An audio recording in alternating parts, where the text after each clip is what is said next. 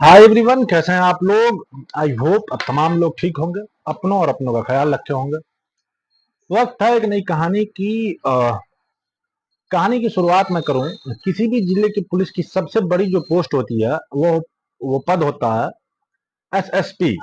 SSP का पद और एसएसपी के सामने जाने की, चाहे वो कांस्टेबल हो, होमगार्ड हो, दरोगा हो, इंस्पेक्टर हो या सीईओ हो, आसानी से इन लोगों की एसएसपी के सामने जाने की हिम्मत नहीं होती है। जब सामने जाते हैं तो सामने जाने के बाद कई बार यह देखते हैं कि अधिकारी जी का मूड कैसा है। लेकिन एक दरोगा अपने कई साथियों के साथ एसएसपी के दफ्तर में जाता है और जाने के बाद कहता है कि हम तुम्हें गिरफ्तार करने के लिए आए हैं, तुम्हें जेल जाना पड़ेगा। जैसे ही एसएसपी यह बात सुनता है, उनके पैरों तले जमीन खिसक जाता है। वो सोचने को थोड़ा सा मौका तलाशता है और इधर उधर फोन घुमाने की कोशिश कर रहा था, लेकिन अधिकारी यानी कि दरोगा और बाकी जो अधिकारी पहुंचे थे, उन्होंने कहा कि आपको जेल अ, चलना ही पड़ेगा, हर हाल में चलना पड़ेगा। जब एसएसपी ने आनाकानी की, तब दरोगा ने उसे पकड़ा और पकड़कर घसीटते हुए सीधे थाने लेकर जाता है। कुछ देर वहां रखा जाता है, फिर मेडिकल चेकअप कराया जाता है और मेडिकल चेकअप कराने के बाद उसको जेल भेज दिया जाता है। बात यहीं पर नहीं थमती। सरकार की तरफ से एक ऑर्डर पास किया जाता है कि इस व्यक्ति को बर्खास्त कर दिया जाता है, यानी कि नौकरी पर रह नहीं सकता। यही नहीं, उसे बर्खास्त करने के साथ साथ एक नोट यह भी लिखा जाता है कि यदि भविष्य में यह व्यक्ति या अधिकारी कहीं अप्लाई करता है, आवेदन करता है, तो इसे अयोग्य घोषित कर दिया गया है, यानी कि यह किसी नौकरी पर रहने लायक है ही नहीं। जब ये बात सोशल मीडिया के माध्यम से लोगों को पता चलता है तो लोगों को बड़ा आश्चर्य होता है जानकर कि जिले का जो सबसे बड़ा अधिकारी था, उसे दरोगा या सिपाही उसे घसीटते हुए आखिरकार थाने या जेल क्यों लेकर चले गए। आज की कहानी के माध्यम से हम यही समझाने की, बताने की कोशिश करेंगे कि आखिरकार उस एसएसपी की गलती क्या थी, आखिरकार उसने ऐसा क्या बड़ा कांड कर दिया था। यही है हमारी कहानी। आज की जो सच्ची घटना सुनाने जा रहा हूँ, जो सच्ची घटना है असम प्रदेश की है। दरअसल असम प्रदेश के जो फिलहाल मुख्यमंत्री है, जिसका नाम है हेमंत विश्व शर्मा, उनके पास को जैसे ही वो देख रहे थे, देखने के बाद उन्होंने सबसे पहले फोन उसी जिले के एसएसपी को किया और एसएसपी से बातचीत करने की कोशिश की। एक दो सवाल पूछे तो एसएसपी सवाल सही से जवाब नहीं दे पाए। अब इसी बात को देखते हुए मुख्यमंत्री थोड़ा सा आश्चर्यचकित हो जाते हैं कि यार कैसा एसएसपी है, ये ठीक से बात ही नहीं कर रहा और ठीक से सवालों का जवाब भी नहीं दे रहा। तभी उन्होंने अपनी टीम से कहा, 12 अगस्त 2022 का वह दिन था कि मुझे जाना है जिला सोनितपुर का एक गांव लगता है पिजा पत्थर, वहां जाना है। जैसे ही यह बात उसने अपने अमले को बताई जाती है। अमले को यानी कि किसी भी जगह का मुख्यमंत्री का दौरा होता है तो पहले से ही तैयारी की जाती है, बड़ी संख्या में पुलिस फोर्स लगाई जाती है, सुरक्षा व्यवस्था का मामला होता है। और जो पिजा पत्थर जो गांव होता है, उसके इर्द गिर्द चारों तरफ पुलिस फोर्स सब तैनात हो जाती है। तो लोग पूछ रहे थे कि आखिरकार मुख्यमंत्री यहाँ क्या करने के लिए आ रहे हैं। लेकिन मुख्यमंत्री जब जाते हैं, जाने के बाद एक मजदूर परिवार होता है और मजदूर जो कि सुबह शाम मजदूरी किया करते थे, बेचारे इसी तरह से मजदूरी करके ही अपनी जिंदगी की गुजर बसर कर रहे थे। मुख्यमंत्री जाते हैं, हाथ जोड़कर उस मजदूर महिला, मजदूर पुरुष के सामने खड़े हो जाते हैं और कहते हैं, तो मुझे ऐसा लगता है कि आपके साथ वाकई बहुत गलत हुआ है, बुरा हुआ है, बस मैं वही जानने के लिए आया था। जैसे मुख्यमंत्री ने यह बात कहते हैं तो मुख्यमंत्री की बात सुनने के बाद वो महिला और पुलिस जो मजदूर होते हैं, वो रोने लगते हैं और रोते रोते गिड़गिड़ाते हुए कहते हैं कि साहब मैं कुछ समझ नहीं पा रहा हूँ कि आखिरकार मामला क्या है। जो मजदूर महिला होती है, सब कहते हैं कि अभी कुछ दिन पहले ही तो एक त्योहार गया था, वहां पर एक बिहू त्योहार होता है। उस त्योहार पर इसकी एक बेटी है जिसकी उम्र 13 साल के आसपास है। वो बेटी कहती है कि मैं अब नहीं नौकरी करने कहीं नहीं जाऊंगी, मुझे नौकरी नहीं करनी है। दरअसल वो लड़की एक घर में एक फौजी के यहाँ पर नौकरानी के रूप में काम किया करती थी और वो त्योहार पर अपने माँ बाप के पास आई थी, तो माँ से कहती है कि माँ अब मेरा मन भर गया है, मुझे नौकरी बिल्कुल नहीं करनी है, मैं तुम्हारे साथ ही रहूंगी, जो थोड़े बहुत पैसे मिलते हैं मेरी किसी स्कूल की एडमिशन करा देना, अब मैं पढ़ना चाहती हूँ।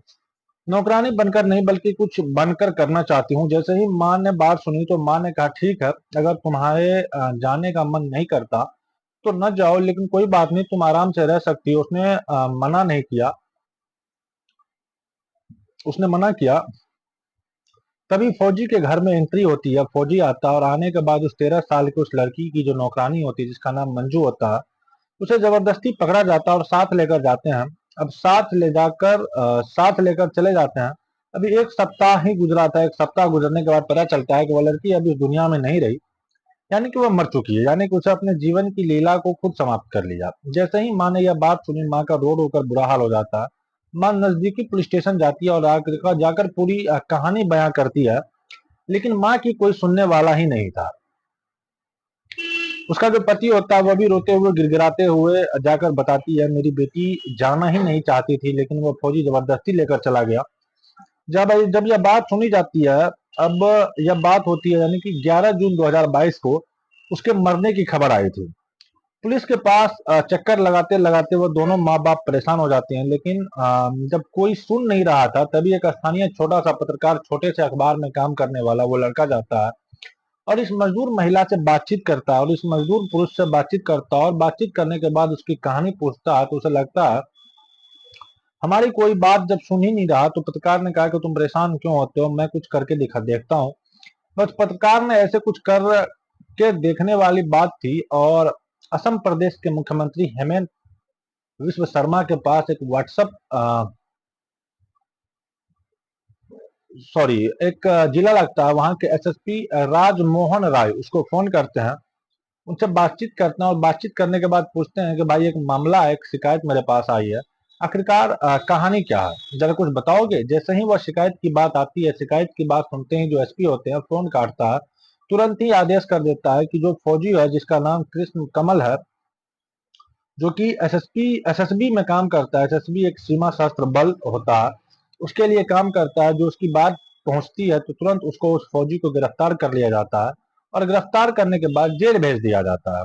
और एसएसपी यही बात मुख्यमंत्री से बोल देता है कि सर परेशान मत होइए, मैं अभी जल्दी से कार्रवाई करता हूँ, यानी कि तुम अभी तक क्या कर रहे थे, मुख्यमंत्री का यही सवाल था कि तुमने अभी तक कार्रवाई क्यों नहीं की। अब मुख्यमंत्री को बड़ा अजीब लगता है, गुस्सा आता है। मुख्यमंत्री अब इस परिवार के पास जाते हैं, जाने के बाद पूरी कहानी पूछते हैं। उसने कुछ अपनी गलती की, अदब से माफी मांगते हैं, कहते हैं कि तुम्हें बहुत परेशानी हुई है, तुम्हारी बेटी के साथ कुछ न कुछ तो गलत हुआ, इस मामले की जांच होनी चाहिए, लेकिन आपको कुछ देना चाहता हूँ, यानी कि प्रधानमंत्री आवास योजना के तहत उस परिवार को एक घर दे दिया गया। साथ ही उसने कहा कि मैं तुम्हें आर्थिक मदद भी करना चाहता हूँ और 2 लाख की मदद से इस परिवार की आर्थिक रूप से मदद भी कर दी जाती है। अब मुख्यमंत्री जैसे ही अपने हेलीकॉप्टर में बैठकर अपनी जगह पर पहुंच रहे थे, लेकिन अभी वो अपने गंतव्य, अपनी जगह पर पहुंचे भी नहीं थे, उनका हेलीकॉप्टर अभी उतरा भी नहीं था। इसी बीच जिले के जो एसएसपी होते हैं, एसपी राजमोहन राय, एएसपी रूपम फूकन और थाना प्रभारी होता है उत्पल बोरा, इनको सस्पेंड कर दिया जाता है। सस्पेंड करने के बाद अब एसआईटी का गठन किया जाता है कि जो अधिकारी सस्पेंड हुए इनके मामले की जांच पड़ताल की जाए। आखिरकार इस पूरे के केस में मामला है क्या, गलती है, जब एसआईटी गठित कर दी जाती है, एसआईटी गठित करने के बाद ही सीआईडी की को मामले की जांच दे दी जाती है। अब सीआईडी ने इस मामले की जांच पड़ताल शुरू किया तो पता चलता है कि यह लड़की फंदे पर लटकी हुई थी और फंदे पर लटकने के बाद इसका पोस्टमार्टम कराया गया और एक मजिस्ट्रेट भी तैनात किया गया था। मजिस्ट्रेट का नाम होता है आशीर्वाद हजारी और 3 डॉक्टर का पैनल जो होता है वो पैनल इनका पोस्टमार्टम करता है, जिसमें डॉक्टर अरुण चंद्रा डेका होते हैं, साथ ही अजंता बोर दलाई होते हैं और अनुपम शर्मा, 3 डॉक्टर ने मिलकर उसका पोस्टमार्टम किया था। और पोस्टमार्टम रिपोर्ट से यही साबित कर दिया गया कि आखिरकार इस लड़की ने फंदे से लटककर अपनी जीवन लीला को समाप्त कर लिया है। लेकिन परिवार को, लोगों को लग रहा था कि जो एक बहु त्योहार होता है, बिहू त्योहार, उस पर बेटी आई थी, जाना नहीं चाहती थी, बेटी के साथ कुछ ना कुछ तो गलत हुआ है। एक तरफ सीआईडी जांच कर रही थी, दूसरी तरफ एसआईटी जांच कर रही थी। अब एसआईटी और सीआईडी ने जब अपनी रिपोर्ट पेश की 1000 पन्नों की, इस रिपोर्ट के माध्यम से पता चलता है कि उस लड़की के साथ तो वाकई बहुत भयानक होता है। उस लड़की की लाश दफना गई थी, उस लाश को जब बाहर निकाला जाता है, निकालने के बाद पोस्टमार्टम कराया जाता है। पोस्टमार्टम से पता चलता है कि उस लड़की की जो मीडिया रिपोर्ट कहती है कि उस लड़की के साथ तो बार बार बलात्कार हो रहा था। लड़की ने जब यह कहा कि यह बात अपने माँ बाप को बताऊंगी, तब उस फौजी को गुस्सा आता, उसने उसका गला दबाया और गला दबाने के बाद उसकी हत्या कर दी गई। और बात कोर्ट तक न पहुंच जाए, अब यह बात पुलिस तक न पहुंच जाए, इसलिए उस व्यक्ति ने, यानी कि उस फौजी ने, उसने पुलिस से बातचीत की, यानी कि थानेदार से। थानेदार को 5 लाख रुपये दिए। 5 लाख एसएसपी के पास पहुंचते ही इस पूरे प्रकरण के जो हत्या था उसे दूसरा रूप एंगल दे दिया जाता है। उस लड़की की जब तक बलात्कार उसके बाद हत्या होती है, अब यह बात उस पत्रकार के माध्यम से ऊपर तक पहुंचाई जाती है। सीआईडी जब इस मामले की जांच करती है, जांच करने के बाद इन तीनों को पहले से निलंबित कर दिया गया था, लेकिन निलंबन के बाद तुरंत ही जैसे सीआईडी की रिपोर्ट आती है, अब तीनों को गिरफ्तार कर लिया गया। अब चाहे राजमोहन राय एसएसपी साहब हो, या फिर रूपम फूकन एसएसपी हो, या थानेदार हो उत्पल बोरा, जब इन्हें गिरफ्तार करके जेल भेज दिया जाता है, साथ ही जो मजिस्ट्रेट होता है आशीर्वाद हजारी का, उसको भी गिरफ्तार कर लिया जाता है। और जो डॉक्टर का पैनल था, 3 डॉक्टर थे, उसमें डॉक्टर अरुण डॉकर, अजंता डॉकर, अनुपम, इन तीनों को भी गिरफ्तार करके जेल भेज दिया जाता है।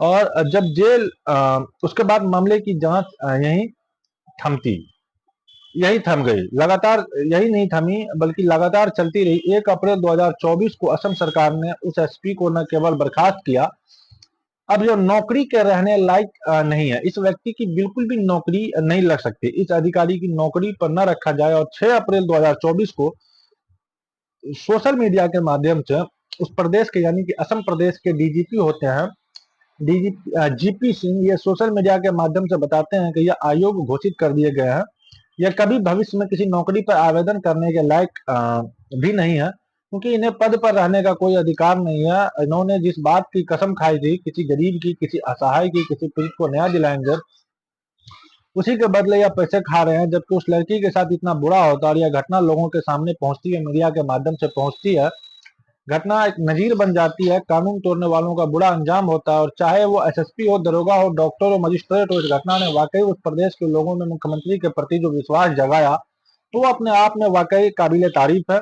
और वाकई तारीफ करनी भी चाहिए। उस बेटी ने, उस लड़की ने जो जितना सहा, उसको वाकई अब इंसाफ मिल गया। ऐसी उम्मीद की जा रही है कि जो फौजी उसके खिलाफ चार्जशीट लगाई दी गई है, उसे भी किसी भी कीमत पर बख्शा नहीं जाएगा, ऐसी उम्मीद कर सकते हैं। दोस्तों, इस पूरे घटनाक्रम को सुनाने का उद्देश्य किसी को परेशान करना नहीं है, किसी का दिल दुखाना नहीं है, बल्कि आपको जागरूक करना है, आपको सचेत करना है। जाते जाते आपको यह भी बताना है कि अधिकारी चाहे कितना भी बड़ा क्यों न हो, यदि कोई छोटे से छोटा व्यक्ति भी या चाहे उसे इंसाफ मिलेगा, भले ही उसे थोड़ी सी मेहनत करनी पड़ी, लेकिन इंसाफ उसे हर हाल में जरूर मिलता है। यही थी हमारी आज की कहानी। आई होप कहानी आपको पसंद आई होगी। कहानी अगर पसंद आएगी, वीडियो को लाइक कीजिएगा, चैनल पे अगर नए हैं तो चैनल को सब्सक्राइब कर बेल आइकन प्रेस कर दीजिए। मिलते हैं किसी नए वीडियो में नई कहानी के साथ, तब तक के लिए जय हिंद, जय भारत।